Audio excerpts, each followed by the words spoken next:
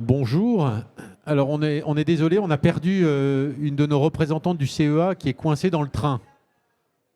Du coup, par défaut, c'est la jante masculine sans Laurence Petit qui nous suit peut-être dans le train en visio. Je suis ravi de vous voir aujourd'hui à cet événement joureux. Je suis Paul-François Fournier, je suis le directeur de l'innovation de BPI France et j'ai eu la chance d'être avec Guillaume. Et donc je suis Guillaume Charpy et je dirige Carbonworks, dont on va parler un petit peu tout à l'heure. Alors avec Guillaume, on va essayer de vous parler de l'étude GreenTech que l'on sort aujourd'hui, qui est la deuxième édition de cette étude sur les GreenTech. Et je remercie Émilie qui est là, qui a œuvré à cette étude. Cette étude, elle nous permet de mesurer au fond l'avancée de ce secteur des GreenTech dont on pense chez BPI France que dans la panoplie des solutions pour, j'allais dire, faire en sorte que les impacts de la crise climatique soient le plus limités possible, que les technologies ont un rôle à jouer. Et donc on veut mesurer et s'assurer que nous soyons au rendez-vous de cette réponse technologique qui ne peut être évidemment qu'un des éléments, mais qui, on le croit, peut être très important. Alors peut-être premier enseignement de cette deuxième étude, c'est que plus on creuse, plus on trouve des green tech. On avait identifié en 2021, 2022-2021 1850 green tech. On en a identifié 2153, donc un peu plus de 10%. En fait, dans cette croissance, on a découvert des green tech qu'on n'avait pas forcément identifiés. C'est l'intérêt de cet observatoire. Et puis, on a aussi un phénomène de création naturelle, de start-up ou de PME qui se tournent vers ces marchés. Et puis, on a aussi, il faut le reconnaître, des entreprises qui disparaissent. C'est la loi aussi, malheureusement, de l'entrepreneuriat. Mais une croissance. Deuxième élément de ce panorama, c'est que 70% de ces green tech sont en région, en dehors de l'Île-de-France. Et c'est important. Guillaume, peut-être tu peux nous parler de Carbonworks et de son ancrage régional. Oui, bien sûr. Nous sommes effectivement en région, puisque nous sommes à Libourne, à 10 minutes de Saint-Émilion. Il y a Bordeaux qui n'est pas très loin non plus. Et alors pourquoi est-ce que nous sommes à Libourne? En deux mots, peut-être notre activité. Notre activité, c'est la décarbonation de l'agriculture, la décarbonation de l'industrie. C'est-à-dire que nous cherchons à remplacer les intrants d'origine fossile de l'industrie par des intrants, des intrants renouvelables. Donc on cherche à aller chercher, à inventer de nouvelles matières premières carbonées, à aller chercher à faire du CO2, cette nouvelle matière carbonée. Et pour cela, nous utilisons un vecteur qui est la microalgue. La microalgue, en deux mots, c'est par exemple ce qu'on trouve dans la mer, du phytoplancton, donc des micro-organismes d'une dizaine de microns. On les trouve aussi dans les lacs, dans les rivières, sur les volcans, sur les façades des maisons, dès que c'est un petit peu humide.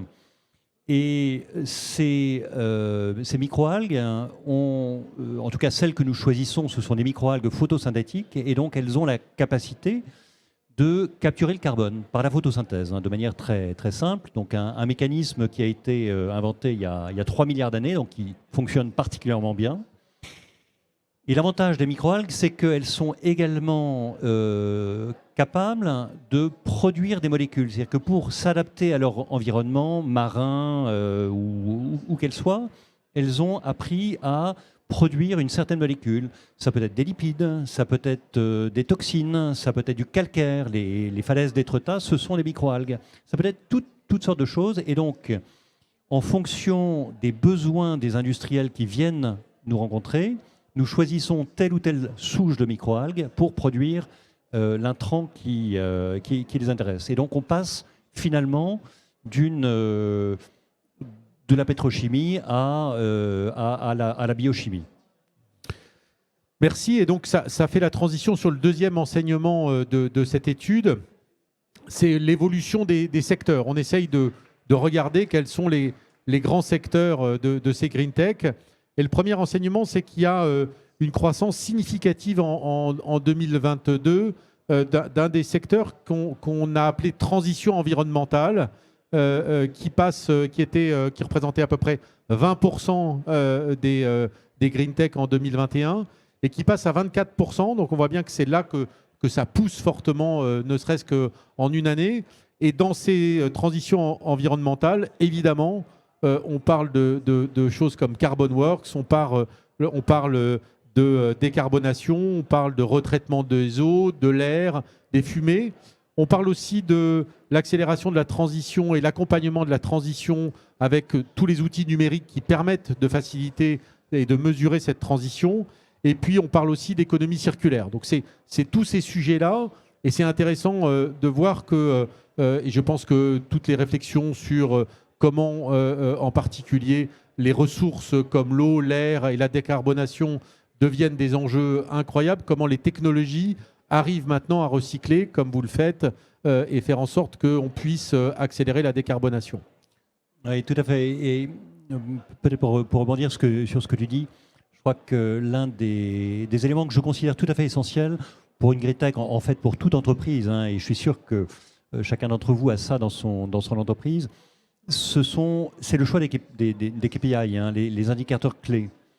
Parce que finalement, on est ce qu'on souhaite devenir, ce qu'on souhaite être. Et à la création de Carbon Works, ça a été créé, on l'a créé en juillet 2021, donc assez récemment, mais avec tout un héritage de 5 ans de R&D. Et nous avons choisi comme KPI, le premier, ça a été la CV, hein, l'analyse du cycle de vie. Bon, certes, Green Tech, mais c'est trop facile de se dire qu'on fait des choses absolument super et puis de ne pas regarder les effets de bord. Donc le premier KPI, ça a été les CV. Deuxième KPI, ça a été l'emprise foncière. Pourquoi ? Parce que finalement, la culture des microalgues, ça existe depuis assez longtemps, et en France depuis les années 50 à peu près. Mais c'est plutôt la culture extensive. On cherche à inventer, à développer la culture intensive. Pourquoi ? Pour être à l'échelle des besoins des industriels, à la fois en volume de matière, non pas décarbonée, mais défossilisée, et puis en les enjeux en termes de capture de carbone, hein, les volumes de capture de carbone. Donc c'est de l'intensif, mais de l'intensif sur une emprise foncière extrêmement réduite. Et puis le troisième KPI qu'on a choisi, je dirais qui s'impose à nous tous, c'est la compétitivité, essayer d'avoir des prix qui répondent au marché, un marché qui doit évoluer parce que le prix du pétrole, ce n'est pas le prix de tout ce qui est bio. Il va nécessairement évoluer, mais évidemment, on fait beaucoup d'efforts pour être dans le marché. Donc voilà, transition environnementale, ça pousse 24%. On a deux autres secteurs qui représentent quasiment un quart de ces green tech. C'est le secteur des énergies nouvelles, et on comprend bien pourquoi et quels sont les débouchés. Et puis celui de l'industrie verte, qui sont autour de la chimie verte et des nouveaux matériaux. C'est peut-être l'occasion dans ce sujet de l'industrie verte et de la chimie verte de parler un peu du père ou des parents de Carbon Works. Oui, le programme de recherche dont je parlais est un programme de recherche qui a été développé par deux entreprises. Une que vous connaissez tous qui est Suez, hein, l'autre qui est Fermentalgue. Fermentalgue est à Libourne et nous héberge dans ses locaux. Fermentalgue, c'est le spécialiste français de la microalgue qui se développe par fermentation. Donc ça, c'est une autre classe de microalgues, des microalgues qui vont chercher leur nourriture carbonée dans du glucose qu'on leur donne à manger. Hein. Donc nous, ce sont les microalgues qui vont chercher leur carbone dans le CO2, mais effectivement, c'est finalement une entreprise qui est issue de ce programme de recherche. Lorsque nous avons créé l'entreprise, nous avons souhaité créer une entreprise très indépendante, hein, de ces deux entreprises, et donc nous avons rapidement fait une levée de fonds et fait entrer en particulier BPI France et puis d'autres fonds d'investissement. Alors, on va en reparler, peut-être pour compléter et finir le panorama. Après ces trois grands secteurs qui représentent entre 20, 23 et 25% transition, énergie nouvelle et industrie verte, il y a trois autres secteurs qui sont un peu en recul, mais qui sont significatifs. L'agri et l'agro, qui représentent 13% des green tech. Vous comprenez l'importance pour nous, compte tenu du secteur de l'agroalimentaire et de l'agriculture en France. Ensuite, le secteur de la mobilité, qui représente à peu près 14% de ces green tech. Et puis, enfin, la construction durable, qui représente à peu près 6%. Donc voilà les enseignements avec cette particularité cette année sur la transition environnementale qui pousse, et on comprend bien pourquoi. Peut-être un mot à ce moment, sur la partie agri, parce que nous sommes dans la décarbonation, mais nous sommes en réalité sur nous produisons des matières premières, non pas sur un marché en particulier, nous ne sommes pas des producteurs de tel ou tel ingrédient, mais de toutes les biomasses qui peuvent aider les industriels en général à réaliser leur transition écologique. Et donc, on n'a pas de secteur en particulier. Mais l'un des secteurs prioritaires où on voit une forte valeur ajoutée de notre part, c'est précisément l'agriculture. L'agriculture, à travers la production de biomasse qui fait du biocontrôle, c'est-à-dire qu'on produit des biomasses fongicides, on produit des biomasses qui sont des biostimulants, c'est-à-dire que plutôt qu'apporter, ou plutôt en complément de tout ce qui est engrais, on apporte de la biomasse qui favorise le développement de la plante à travers une absorption de ces molécules par les feuilles. Nous ne sommes pas des spécialistes de l'agriculture et on passe toujours par des entreprises qui, eux, connaissent très bien les agriculteurs, le marché, les distributeurs. Bon, nous sommes uniquement des fournisseurs, mais en réalité, nous sommes nous-mêmes une sorte d'agriculteurs, hein, des algoculteurs, et on a toutes les contraintes qui y sont liées. Mais c'est intéressant parce qu'on voit bien que même si ces secteurs, on les suit, tout ça est ensuite très interconnecté, évolue et passe d'un domaine à l'autre. Et je pense que ça fait partie aussi de la fluidité de ces nouveaux secteurs. Alors, cette filière des 2153 Green Tech, elle est, reconnaissons-le, en devenir, mais elle est prometteuse. C'est déjà 36 000 emplois. C'est encore significativement des petites entreprises. En moyenne, elles font à peu près une vingtaine de personnes. Et c'est des entreprises qui sont au début de leur cycle, avec des produits qui sont naissants pour la grande majorité d'entre eux, puisque plus de la majorité d'entre elles ont un chiffre d'affaires, la grosse majorité d'entre elles ont un chiffre d'affaires inférieur à 2 millions d'euros. Même si c'est 2 milliards d'euros pour ces 2000 entreprises, la grosse majorité font peu de chiffre d'affaires. Peut-être tu peux dire où en est Carbonworks sur ces sujets. Bon, nous sommes effectivement inférieurs à 2 millions d'euros, puisqu'en 2022, on a émis notre première facture de 2 000 euros. C'est comme ça que ça démarre, et nous sommes aujourd'hui 12, donc nous étions 5 à la création de Carbonworks. On monte petit à petit en faisant rentrer des compétences très, très particulières, puisqu'on a trois activités en réalité. C'est le développement, on cherche à lever les verrous technologiques. Peut-être un petit mot sur les verrous technologiques. C'est vraiment une deep tech, hein, Carbonworks. Et en fait, on cherche à développer un nouveau Tinder. Un nouveau Tinder d'un couple à 3 qui est formé par la microalgue, par la molécule de CO2 et par le photon. Et c'est une vraie gageure de combiner ces trois éléments pour vraiment intensifier la rencontre et que quelque chose se passe et que cette chose, ce soit vraiment la photosynthèse, la fixation du carbone par les microalgues et la production des molécules. Alors ensuite, évidemment, on est chez BPI France, on va parler un peu d'argent. Parce que si cette filière elle est en devenir, elle ne nous fait pas peur, cette filière. Le fait qu'elle ne fasse pas encore beaucoup de chiffre d'affaires, on peut le voir comme quelque chose de négatif. Nous, on le voit comme une promesse d'entreprise en devenir, et c'est bien ça que ça dit. Mais pour ça, il faut la fueler. Pour la fueler, il faut des moyens publics. Et là, on peut dire qu'ils sont au rendez-vous. France 2030 monte en puissance et ça se voit dans les chiffres.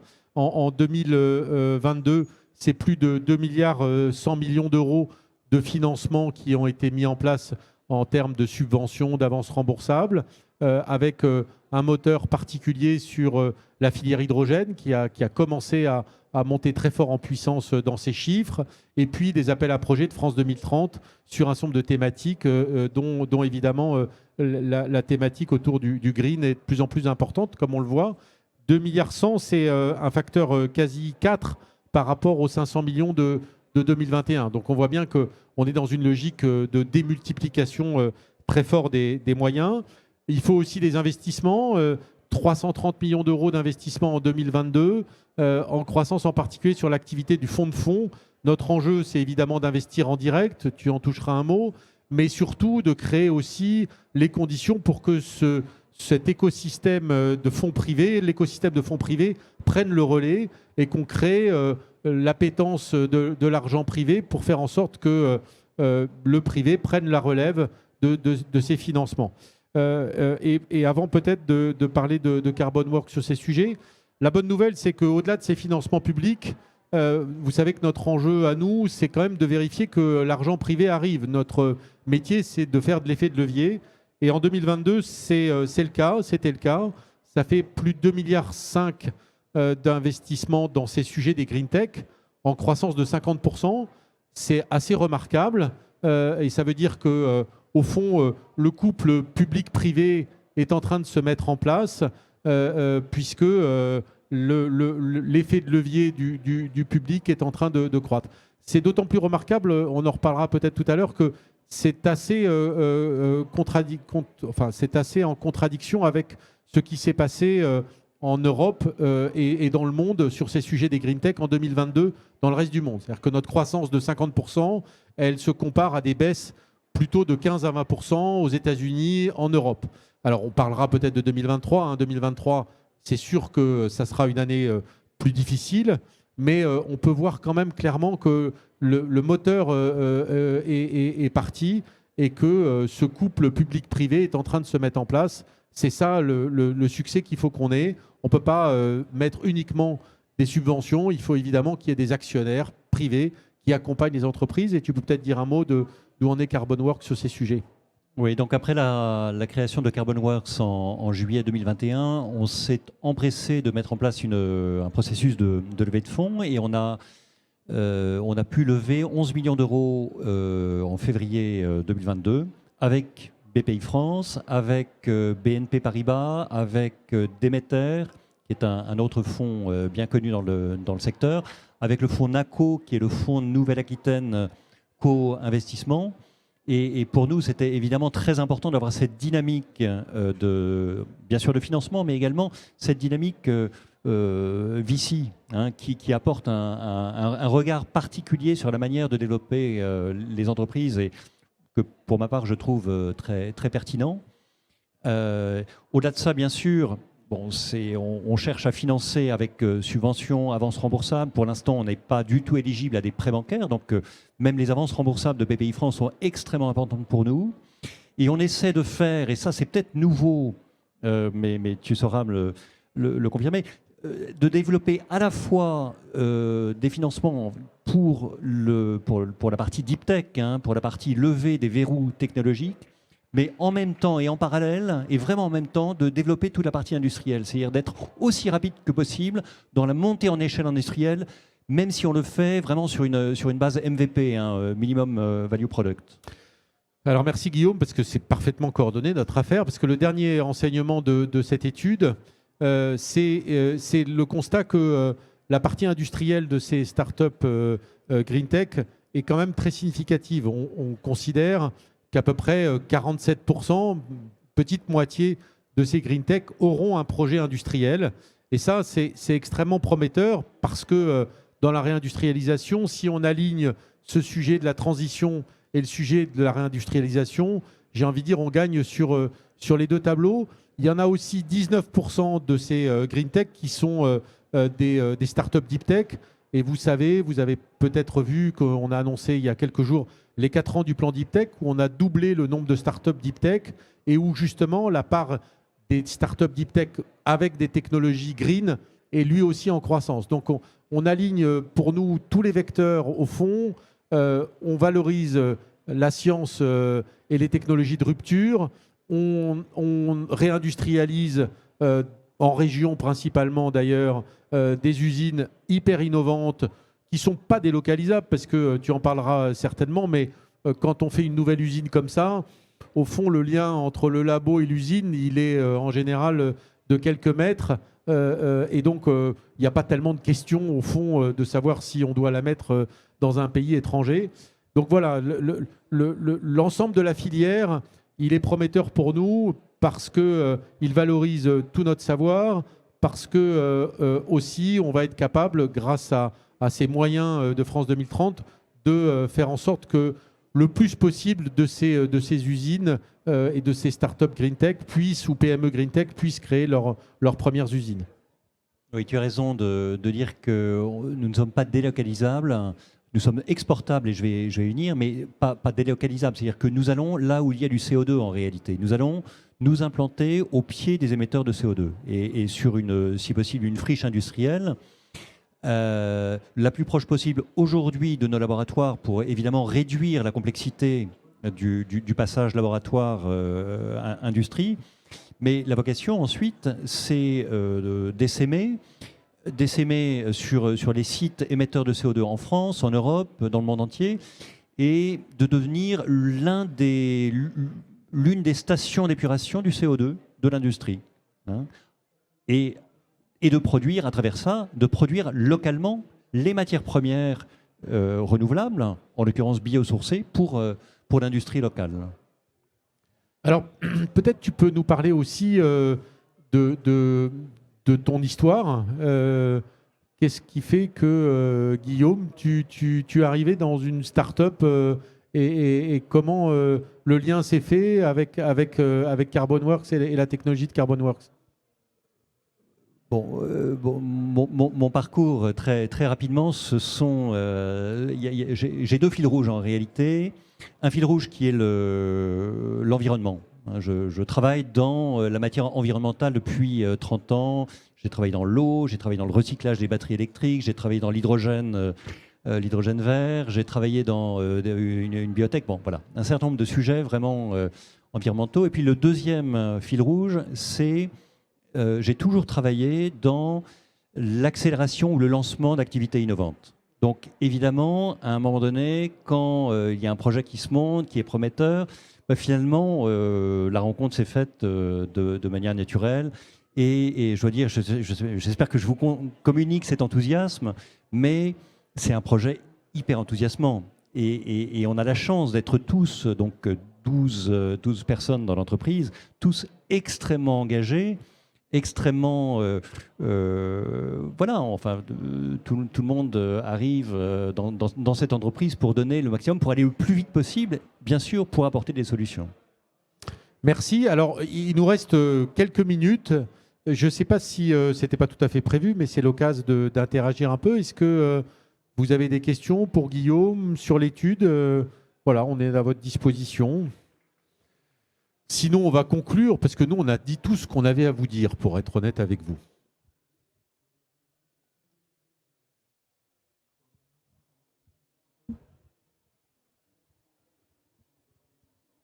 C'est une question pour Guillaume. L'agriculture des algues m'intéresse particulièrement et je me demandais si une agriculture intensive en algues, ça posait des soucis peut-être sur le long terme, parce que quand j'entends intensif, pour moi, j'ai des alarmes rouges qui viennent dans ma tête. Donc, Je ne saurais pas parler du bien-être des algues. Parce que souvent, quand on parle d'élevage intensif, on parle de ça, du bien-être des animaux. Hein, bon. Des microalgues, je ne saurais pas en parler. Je ne sais pas si un jour on sera capable d'en parler. En tout cas, pour nous, intensif, ça veut dire quoi? Ça veut dire une emprise foncière extrêmement réduite. On arrive à des rendements de 5000 tonnes de biomasse produite par hectare et par an. Ça veut dire 10 000 tonnes de CO2 capturées par hectare et par an. Une forêt, alors on n'est pas du tout en compétition, hein, ce n'est pas une comparaison de concurrence, mais une forêt, pour vous donner un ordre de grandeur, c'est 30 tonnes. Hein. Et l'intensivité est pour moi en tout cas, un passage obligé pour atteindre ces chiffres-là.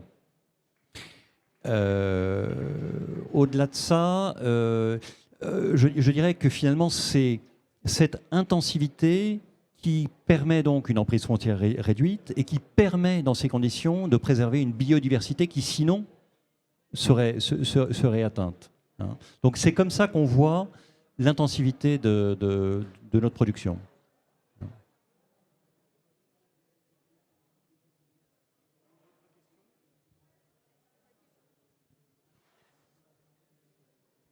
Moi, je pourrais peut-être demander à Paul, est-ce que tu vois croître l'écosystème à quelle vitesse? Parce qu'il me semble que la dernière étude, on était à 1800, là, on est à 2153. Tu penses qu'on va vers où là? C'est parti? Tu sens une accélération de la création de Green Tech? Bon, d'abord, on a une grosse pression d'un certain nombre d'acteurs.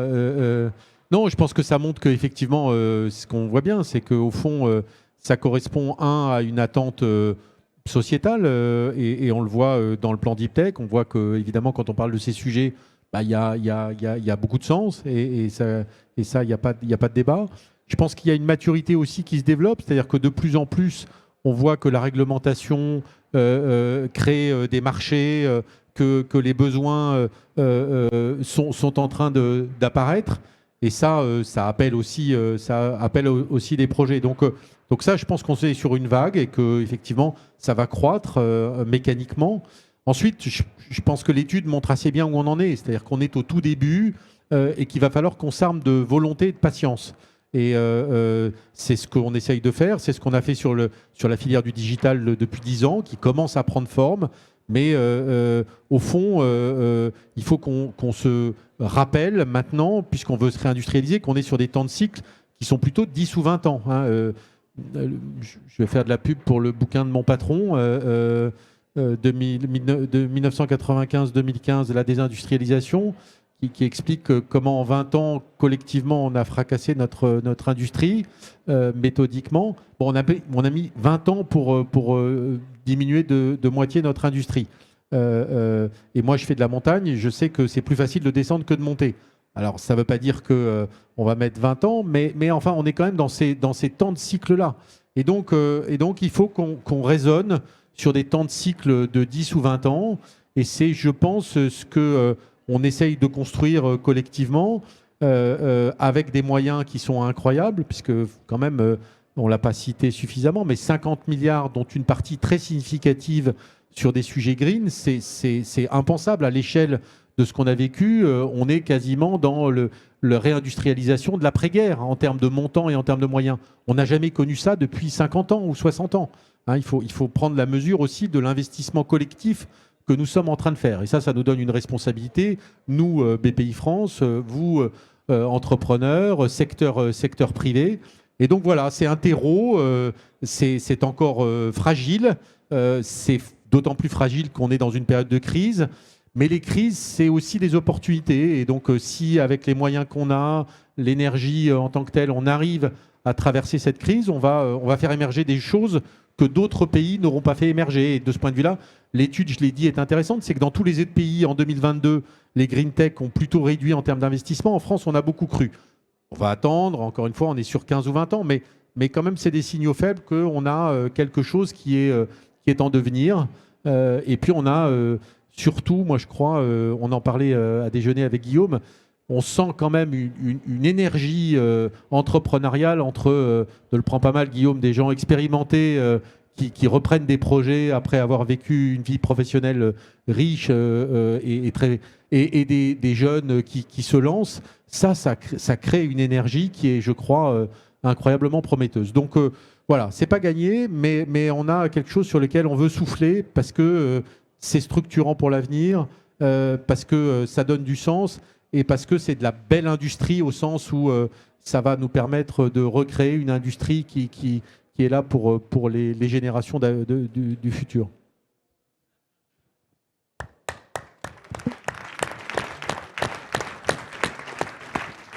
Merci à vous, merci Guillaume, Merci et bonne Paul. journée, bonjour eux.